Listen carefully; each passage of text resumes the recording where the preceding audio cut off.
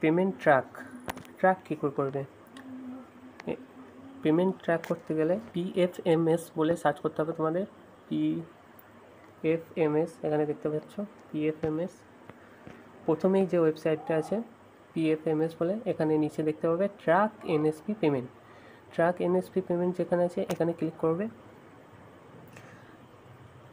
এখানে ক্লিক করার পর যে সাইটটা খুলবে এখানে দেখতে পাবে ব্যাংক নাম, এন্টার অ্যাকাউন্ট নাম্বার, আর কিংবা ব্যাংক অ্যাকাউন্ট নাম্বার দিয়ে, অথবা তুমি তোমার অ্যাপ্লিকেশন যে আইডিটা আছে সেটা দিয়েও ওপেন করতে পারো। তো আমি ওপেন করছি অ্যাপ্লিকেশন আইডি দিয়ে। অ্যাপ্লিকেশন আইডি দেওয়ার পর ওয়ার্ড ভেরিফিকেশন করতে হবে, তো একটু সময় লাগবে।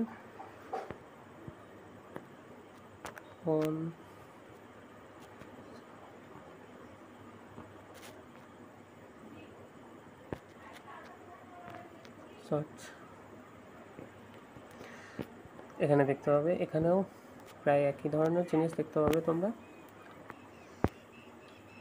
পেমেন্ট সাকসেস, দেখো প্রথমে যে পেমেন্টটা আছে আমার, এখানে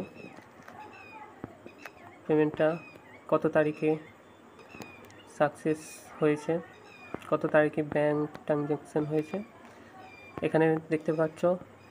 এখানে একটা পেমেন্ট ফেল হয়েছে, সেকেন্ডটা এখানে রিজন ফেলিওর রিজন DBFL দেখতে পাচ্ছ।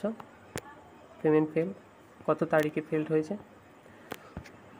আর এখানে আর একটা পেমেন্ট লাস্টে, এটাও দেখতে পাচ্ছ।